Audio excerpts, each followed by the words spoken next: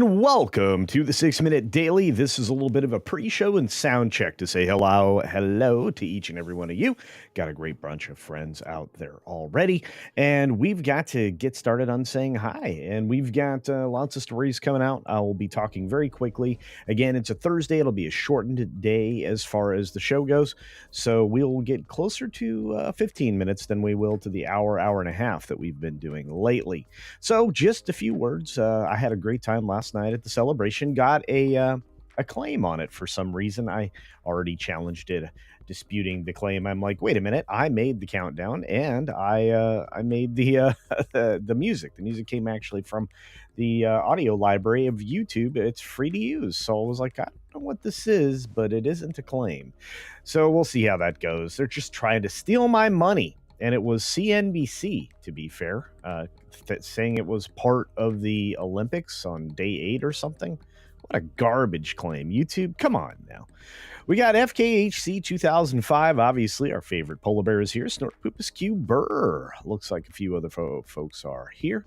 Like a Polymese Minion. Hello, dear. Hope you're doing well. The lovely Jill is here with her wrench, so everybody look out.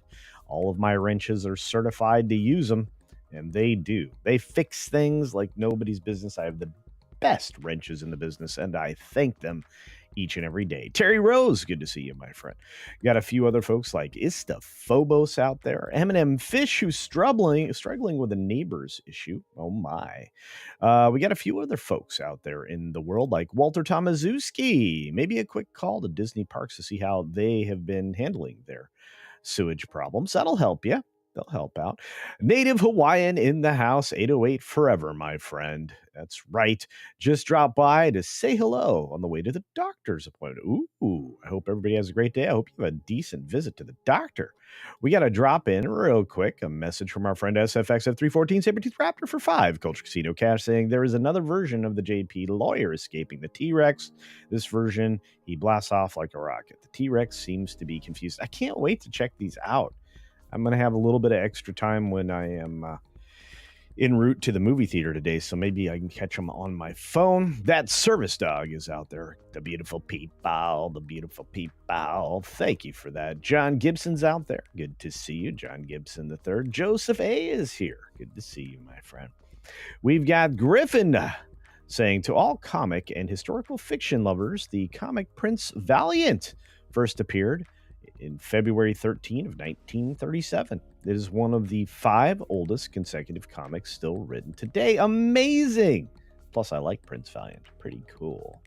We got a few other folks, and thank you for that, my friend.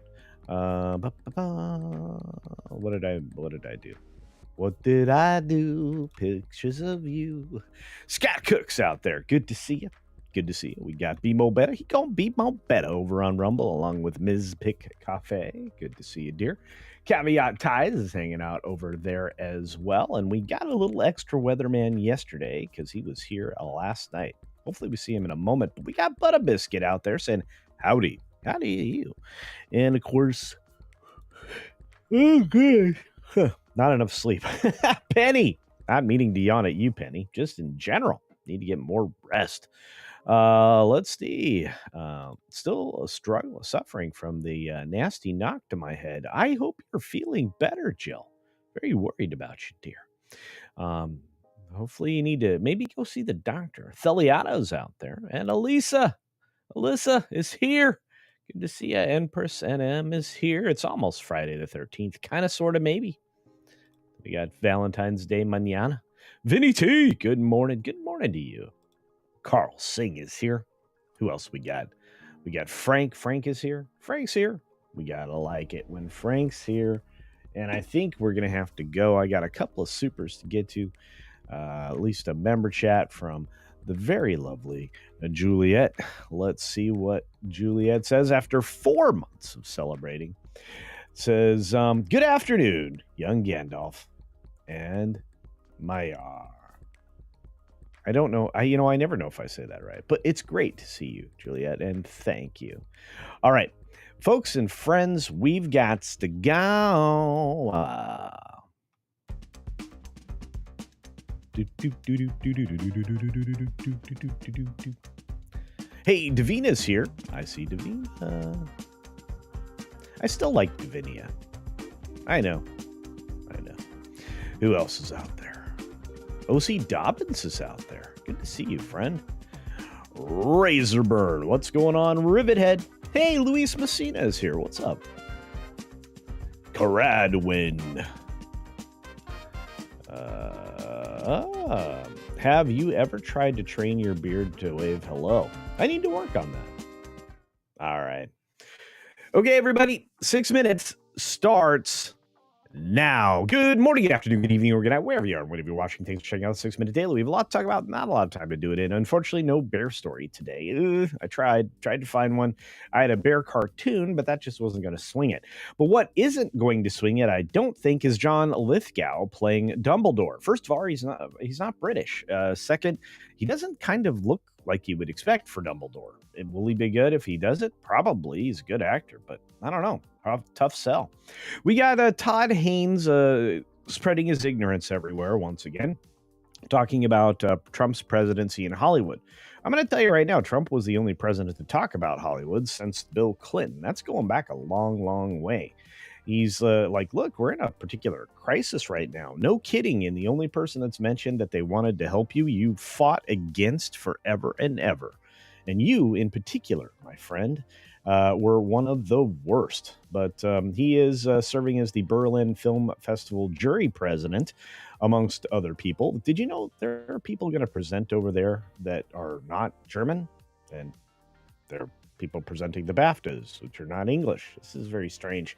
Emilia Pérez, speaking of the Baftas, is not going to be there. Not even going to go there. At least the star, Karla, Sofía, Gascón, is not. We'll have to see what this looks like at the end of the day, but you're going to get presentations from Pamela Anderson and Mark Hamill. Yay for being out of the country, Mark. Pamela, you can come back. We got Captain America. Just the reviews just keep coming in, and they are underwhelming. Let's see. Anthony Mackie takes up the Shield in a franchise time filler. That's solid critique right there. You don't need the rest of it. It's not fun enough. CGI mess for 5 minutes with Red Hulk. That's what they should call it. BBC is calling it like they see it finally, getting rid of disgraced presenter Hugh Edwards from Doctor Who, restoring that particular episode to the iPlayer when he was exterminated. Germany's cinematic output lights up industry's gloomy atmosphere. Well, let's correct this. Everything that's going on in the German film industry is right along with everything else at Berlinale. Or Berlinale, however you want to say it. It is a very strange film festival. The international markets are where you dump American films that nobody really wants. And it's going to be an interesting series this year there, especially in light of some terrible tragedy happening last night. 28 people were injured in Munich. It was definitely a suspected attack. And again, this headline speaks volumes. Car drives into crowd. The car did. The car drove into town. Yeah. All right. Somebody drove the car into 28 people. YouTube TV could lose CBS very soon. Comedy Central, MTV, more. Everything associated with Paramount. Why? Carriage Dispute. Just like with broadcast television. We'll have to see how this works out. I hope that YouTube gets it put together because a lot of people rely on them. We've got the latest inflation report left over from the Biden administration telling us what we already knew. There's a major economic challenge ahead of us because the economy was garbage. And despite the lies, even Politico is finally calling it out for what it is, probably because they just lost a bunch of government funding. Voters were right about the economy. The data was wrong. No, we lied would be the words you should put there, Politico, along with all of these other outlets. Let's be honest about it, at least, shall we? He looks like Trump's going to sign some sweeping reciprocal tariffs. We knew that was going to happen. It gives us a negotiating position. We'll see how the other countries like it. We've got the stock market sticking to it today. Cisco numbers climbing, keeping Wall Street steady. The tariff announcements are coming. I don't think Wall Street necessarily reacts to that as they like to assume here at the fear-mongering AP Evil. We'll get to more of them in a minute. Japan's Sony, the Sony gaming side of things, says, hey, we're going to have a big gain, a 3% gain in profit. Looks like we're going to be quarterly up 2.4 billion. That's amazing. And they've got a lot of other interesting information here, including what they expect for next year. So good for them. Looks like Starbase City could be on its way. The election is going to be held to rename it, and I think everybody in that county doesn't mind at all. New coal power plants in the incredibly green China are hitting the highest level in nearly 10 years. Ooh, yes. Yay for green energy and China's support of it, which is to build more coal plants. When you get in an energy war, you don't want to be kneecapped by a bunch of ridiculous legislation, which is exactly how we've been, which, believe it or not, kind of helps drive inflation.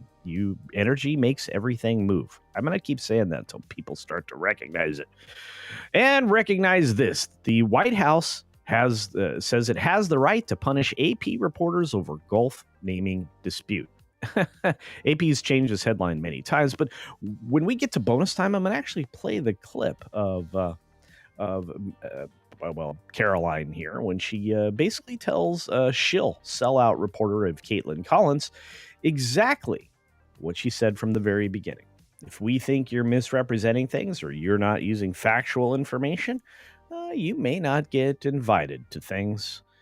And let's take a look at that. I want to say thanks for everybody being here this morning. We got just a couple minutes of bonus time, and then we're off to Morning Magic on that Park Place. Here we go. And that's not what I wanted. Ooh, there we go. Hello, everybody. Hello. Hello, my friends. Hello. Yeah, and for those of you who were here last night, like Yellow Flash 2, which I missed that dude. Is he here? Anyway, it's great to see Yellow Flash. I hope he got a chance to see the video I did about him being attacked by all those crazies. But I'm super stoked. Let's get into this particular thing. I want you all to see the vidya. It's important that we get we call balls and strikes. We tell the truth. It's important the news media does it. Even more important. So let's dispel what the AP is trying to sell with this clip. Oh, I just realized you won't be able to hear the sound. Hang on a moment. Let me fix that. I want you to be able to hear the clip. Clipsy. Here we go. Boom.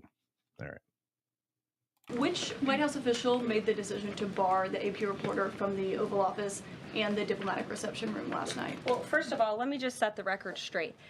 It is a privilege to cover this White House. It's a privilege to be the White House press secretary. And nobody has the right to go into the Oval Office and ask the President of the United States questions. That's an invitation that is given. And there are hundreds of outlets on this campus, many of you in this room who don't have the privilege of being part of that pool every single day and getting to ask the President questions. We reserve the right to decide who gets to go into the Oval Office, and you all have credentials to be here, including the Associated Press, who is in this briefing room today. But isn't it retaliatory in nature is the argument, because the reason that the AP was barred, which they said was because they're not using the phrase Gulf of America, they're using Gulf of Mexico in line with their standards.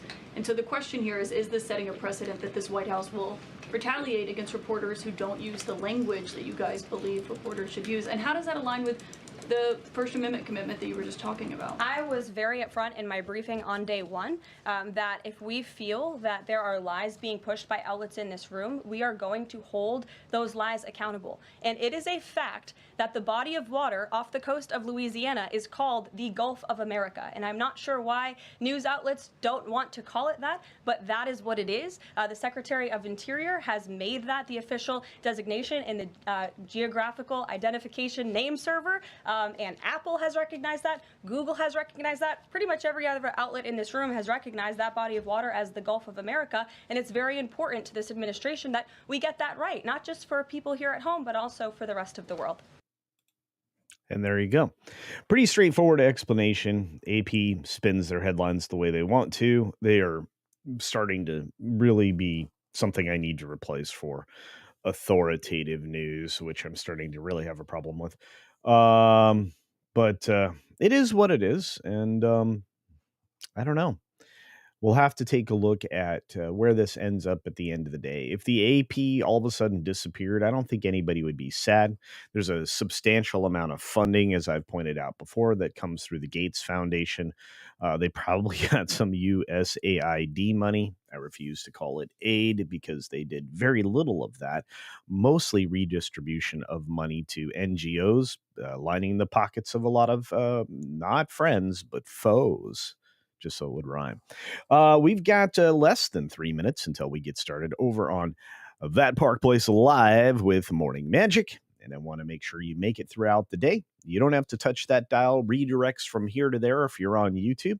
If you're over on the Green Machine, please go check out this particular show on YouTube. I know it's a sacrifice, but it's a great show, and Vash and Jonas do a great job leading it. Yours truly will be there this morning, along with a cast of many over on the Pro Show, which follows right after. Again, automatic redirect. Don't touch that dial. And right after that, you're going to have the Mr. H reviews. It'll be a lot of fun over there. We've got a lot to cover. I've got a lot of stingers to make. And then I'm going to go see Captain Anti-America so I can give you my actual thoughts. I'm going in with as broad and open a mind as I possibly can, despite now even further breakdown of this film. And we'll see how that turns out before we do Comics Division this evening, and I finally get to sleep for a couple of days. On that note, be sure to take care of yourself, take care of others, and until next time, see ya for real.